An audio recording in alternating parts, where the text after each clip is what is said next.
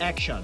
Hello, and welcome back to the Women of the Waterfront Podcast, filmed here in San Diego. I'm Leilani Wales, your host and founder of AGL Yacht Sales. Today, I'm joined by Karen Prioleau, a highly respected maritime educator who recently retired after 25 years at Orange Coast College, where she helped train and inspire the next generation of professional mariners. You are watching the Women of the Waterfront Podcast, hosted by Leilani Wales and directed by Fabio Borges. Special guest, Karen Prioleau with Orange Coast College. Proudly presented by AGL Yacht Sales, Reliable Documentation, and Every Media Productions. What did you teach at OCC? I started off teaching sailing classes, just basic sailing, and then bigger and bigger boats. But in 2009, 2010, we started a professional mariner program. And at that time, there were two people that were part-time, and they instructed and they taught for the first couple of years.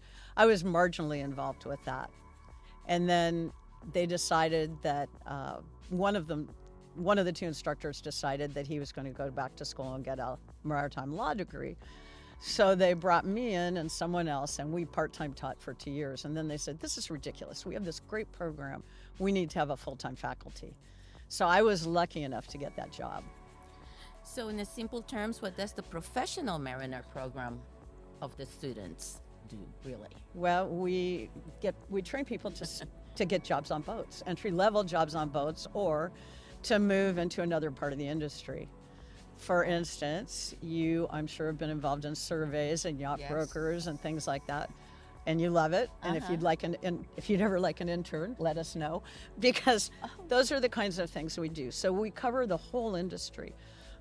We'll get to that in a little bit, because there's so many aspects of the industry that people don't really think about. I didn't even know that you can actually intern in that direction, even for like a surveyor. Sure. Right? Sure. And also in OCC, you have that program? We don't have that program, but we do have a career internship. Oh. And so if somebody finds that that's something they're interested in, then we'll see if we can find a surveyor that would be willing to work with them. Oh, okay. Well, that's actually excellent.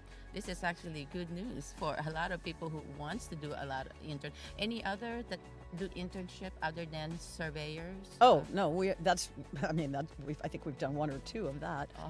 They have had internships on the ferries, internships on the tugs, internships with the private yachts, internships with, I had one that was boat maintenance, working at the yacht club, doing launches, driving back and forth, painting. I mean, a wide range. Internships with engines, internships with electronics, and installations of marine equipment. Oh my goodness! Right. My goodness! All sorts of things. So what they also learn, though, is they learn. So I would teach coastal navigation, and you have a background in your Asian background and Filipino and so forth, and the Hawaiian. So we start with wayfinding, and then we go to the Western technologies of plotting and sextants and things like that. But then we go to the electronics, because everybody uses electronic navigation. So we teach them that, and they actually go into a planetarium at one point and learn about the stars. Wow. It's kind of fun. And then we also teach them boat maintenance and engine maintenance, boat handling. They take basic safety training, if you're familiar with that you can add to a license or not. You can take it. It's a golden ticket to get on a lot of the boats, so we do that. We have Coast Guard radar. We have, I don't know, name some things you think people should learn. I will tell you what you're sharing with me. I know this from the San Diego Power Squadron, actually. Okay. I took some, navigation seamanship class, piloting, advanced piloting, but I never got to sextant because there's too many numbers. I don't do good with we numbers. only do a little bit of that, just a little bit, but it's still there. Yes, that's true. That's true. So it's like that, only on steroids. I love that. Well, amazing. Wow. This is actually definitely will open up a lot of chances for a lot of people that didn't know anything about this. We get what you people who have. know nothing. They don't know the bow from the stern, port from starboard. And then we always say they have no bad habits. That's a good thing. That's true. But I've also had students that have their license.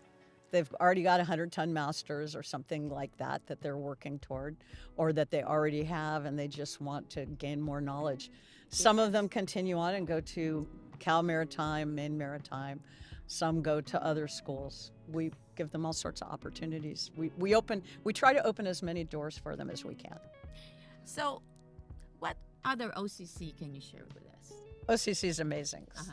So we're talking a little bit about training people and reluctance for people to do things. In particular, you were saying as a woman, sometimes you're reluctant. Correct. And so we have boats. I mean, we have a whole fleet of boats that we train in. And so the students get in the boats. And if I had somebody like you, Leilani, who said, I'm a little bit nervous, or I was like, great, Yes. come on in.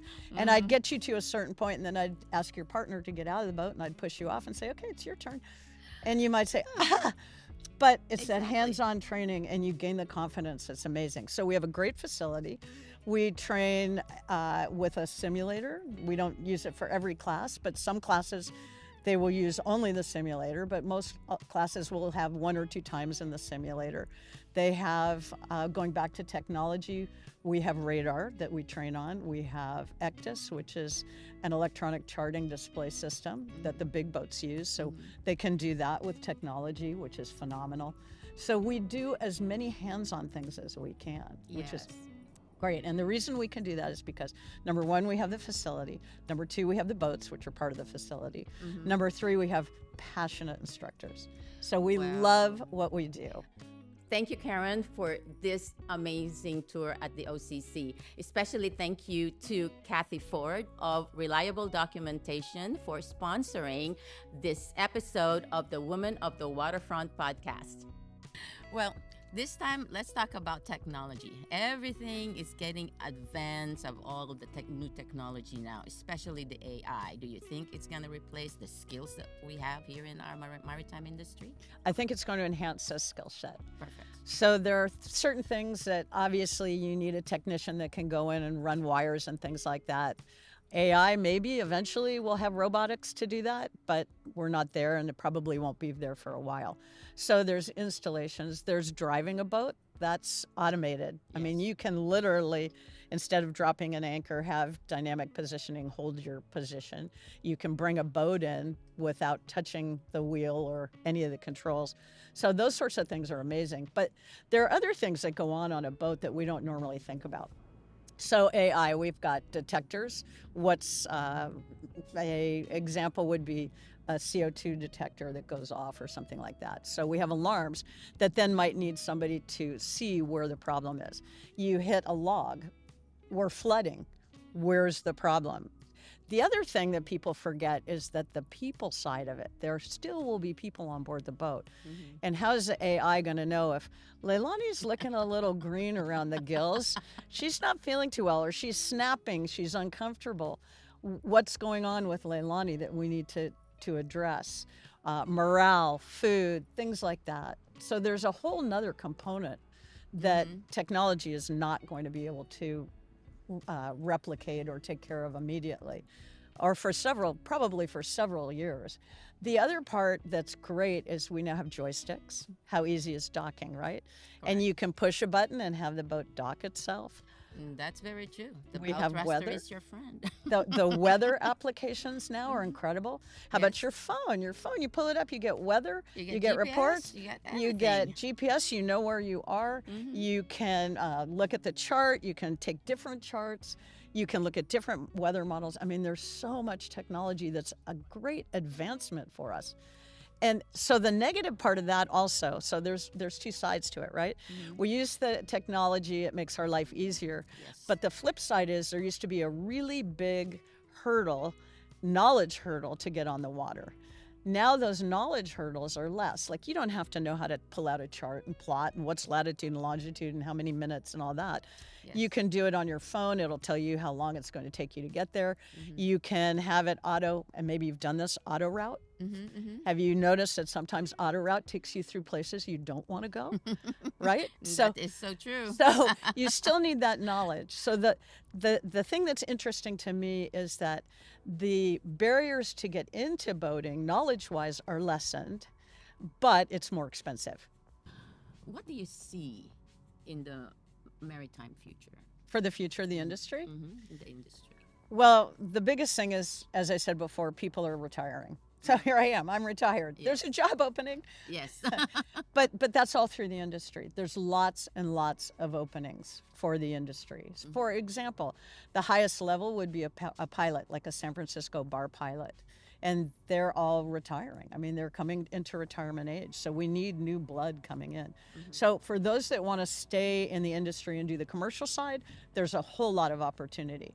And we talked about technology, but there's still going to be a tremendous amount of hands-on work and skilled work that has to happen.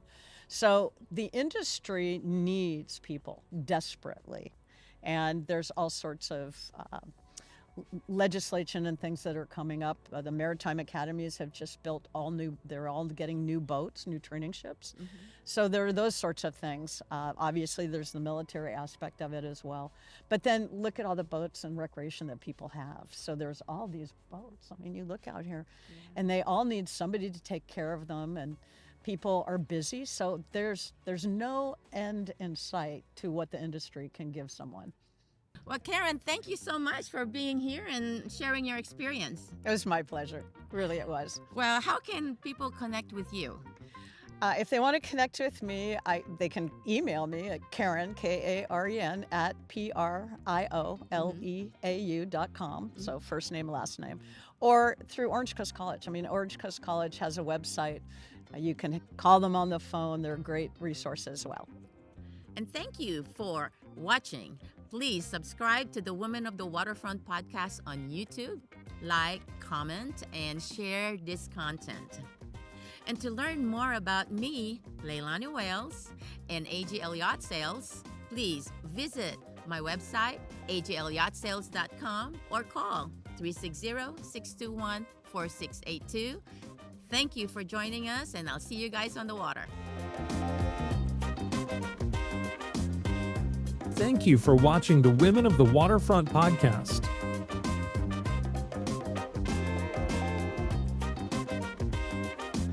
Proudly presented by AGL Yacht Sales, Reliable Documentation, and Every Media Productions.